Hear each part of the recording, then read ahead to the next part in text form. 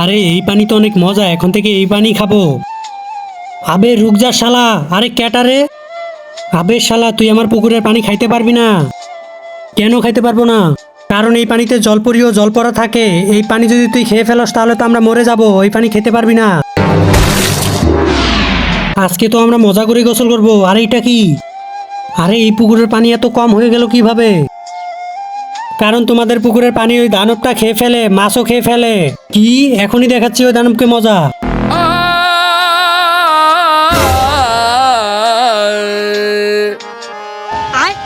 আবে শালা এটা কি করতাছিস?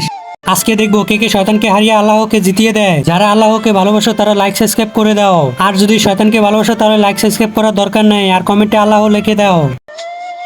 আমরা প্রতিদিন এই পানিতে হাগি, আর এই পানি দিয়ে আমরা শুষি, আর এই পানি তুই খাস। হ্যাঁ।